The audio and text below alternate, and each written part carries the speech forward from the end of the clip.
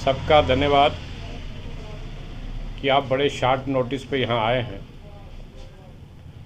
आज की जो प्रेस कॉन्फ्रेंस बुलाई गई है ये एक बड़े इम्पॉर्टेंट इशू पे है। आप सब लोग जानते हैं कि हिंदुस्तान पाकिस्तान बनने के बाद जो पहली गोली पाकिस्तान की बंदूक से चली वो मेरे हिंदू और सिखों की छाती पर चली। यानी हम लोग जम्मू कश्मीर की समस्या के पहले विक्टिम हैं और आज तक छटपटा रहे हैं कि हमारा पुनर्वास होगा या सरकार हमारी बात सुनेगी, लेकिन कोई बात नहीं सुनी गई। इसके बावजूद कि हम लगातार आंदोलन चलाए हुए हैं, अपनी बात कर रहे हैं। आपको याद होगा, आप तो हमारे पुराने साथी हैं, 2014 में एक पैकेज पास हुआ था, जम्मू कश्मीर की सरकार ने किया था कि इन लोगों को 25-25 लाख रुपया मिले, इनके बच्चों को प्रोफेशनल टेक्निकल कॉलेज में रिजर्वेशन मिले और इसके अलावा इन लोगों को, इनके बच्चे जो एजुकेटेड अनएम्प्लॉयड यूथ हैं उनको 8,500 नौकरियों का पैकेज मिले। लेकिन वो केंद्र सरकार जब से आई है इन्होंने ना तो नौकरियों पर ध्यान दिया, ना प्रोफेशनल टेक्निकल कॉलेज पे कोई बात की, और जो 25 लाख की बात थी उसमें से भी मात्र 5.5 लाख रुपया देने की बात की।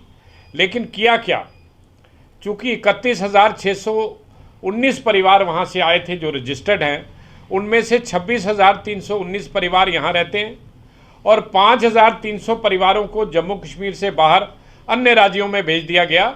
वो अपनी मर्जी से नहीं गए, ये कहा गया चूँकि चंक ऑफ पॉपुलेशन निकल कर आया है और पर्याप्त जगह नहीं है सबको यहाँ रखने की, आप तब तक बाहर रहिए जब तक हम आपका फैसला करते हैं।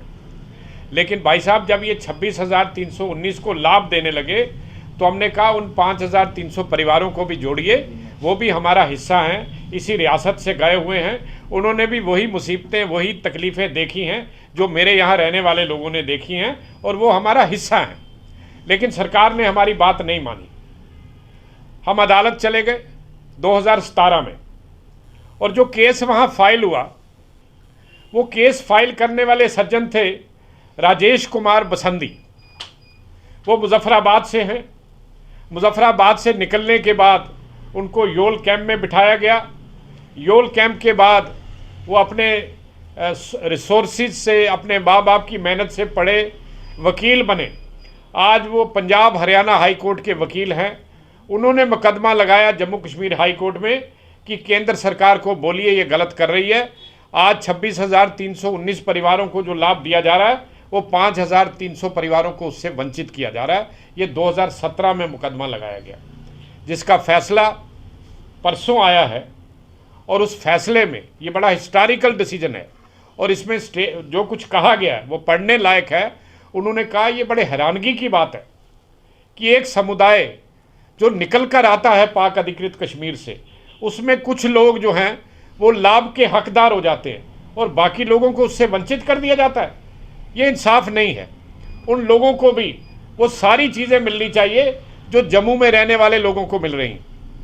और इसके अलावा उन्होंने कहा आगे चलकर भी जो जो लाभ आप जम्मू में रह रहे विस्थापितों को देंगे वो सारे लाभ के वो लोग हकदार हैं। आप यकीन जानें, वो लोग राजस्थान में हैं, वो लोग यूपी में हैं, वो लोग बिहार में हैं, वो महाराष्ट्र में हैं, वो पंजाब में हैं। उन सभी का डेटा जो है वो जम्मू कश्मीर में मौजूद है।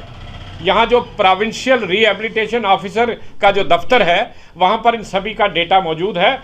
आज भी वो चाहें तो अपनी यहाँ से सर्टिफाइड वो कॉपी ले सकते हैं। सबका धन्यवाद कि आप बड़े शॉर्ट नोटिस पे यहाँ आए हैं। आज की जो प्रेस कॉन्फ्रेंस बुलाई गई है ये एक बड़े इम्पॉर्टेंट इशू पे है। आप सब लोग जानते हैं कि हिंदुस्तान पाकिस्तान बनने के बाद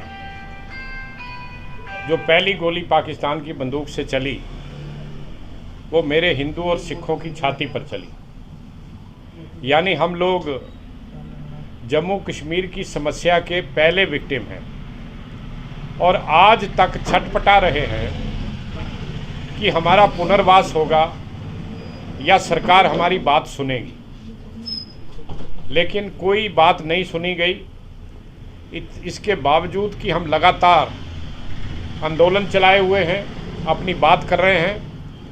आपको याद होगा, आप तो हमारे पुराने साथी हैं, 2014 में एक पैकेज पास हुआ था, जम्मू कश्मीर की सरकार ने किया था कि इन लोगों को 25-25 लाख रुपया मिले, इनके बच्चों को प्रोफेशनल टेक्निकल कॉलेज में रिजर्वेशन मिले और इसके अलावा इन लोगों को, इनके बच्चे जो एजुकेटेड अनएम्प्लॉयड यूथ हैं, उनको 8,500 नौकरियों का पैकेज मिले। लेकिन वो केंद्र सरकार जब से आई है, इन्होंने ना तो नौकरियों पर ध्यान दिया, ना प्रोफेशनल टेक्निकल कॉलेज पे कोई बात की, और जो 25 लाख की बात थी उसमें से भी मात्र 5.5 लाख रुपया देने की बात की। लेकिन किया क्या? चूँकि 31,619 परिवार वहाँ से आए थे जो रजिस्टर्ड हैं, उनमें से 26,319 परिवार यहाँ रहते हैं और 5,300 परिवारों को जम्मू कश्मीर से बाहर अन्य राज्यों में भेज दिया गया। वो अपनी मर्जी से नहीं गए। ये कहा गया चूँकि चंक ऑफ पॉपुलेशन निकल कर आया है और पर्याप्त जगह नहीं है सबको यहाँ रखने की, आप तब तक बाहर रहिए जब तक हम आपका फैसला करते हैं।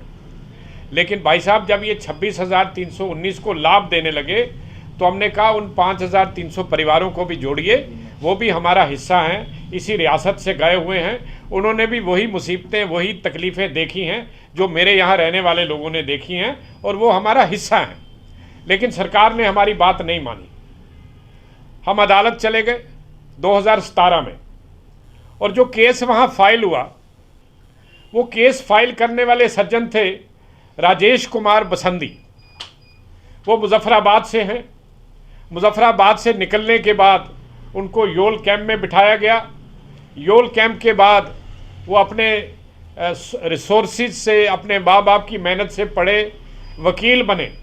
आज वो पंजाब हरियाणा हाई कोर्ट के वकील हैं। उन्होंने मुकदमा लगाया जम्मू कश्मीर हाई कोर्ट में कि केंद्र सरकार को बोलिए ये गलत कर रही है। आज 26,319 परिवारों को जो लाभ दिया जा रहा है, वो 5,300 परिवारों को उससे वंचित किया जा रहा है। ये 2017 में मुकदमा लगाया गया, जिसका फैसला परसों आया है। और उस फैसले में ये बड़ा हिस्टोरिकल डिसीजन है और इसमें जो कुछ कहा गया है वो पढ़ने लायक है।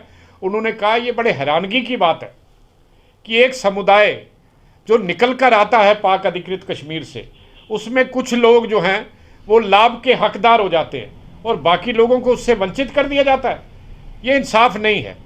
उन लोगों को भी वो सारी चीज़ें मिलनी चाहिए जो जम्मू में रहने वाले लोगों को मिल रही हैं।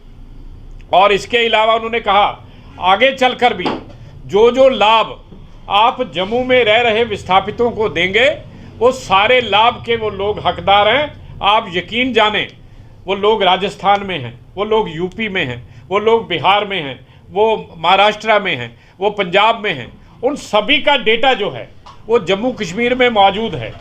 यहाँ जो प्रोविंशियल रिहेबिलिटेशन ऑफिसर का जो दफ्तर है, वहाँ पर इन सभी का डेटा मौजूद है। आज भी वो चाहें तो अपनी यहाँ से सर्टिफाइड वो कॉपी ले सकते हैं। रक्ष लागू करेंगे, ये बात इनको कहनी चाहिए। ये इन्हीं बातों के लिए हमने आपको यहाँ आज बुलाया था, ताकि अपना स्टैंड रखें, अपनी बात रखें।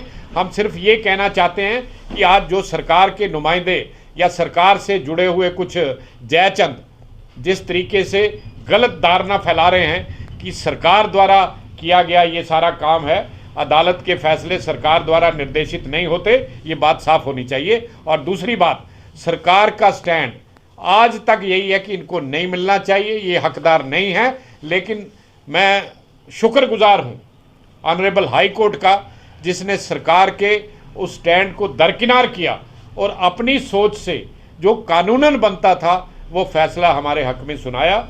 यही सब बातों के साथ मैं आपका धन्यवादी हूँ।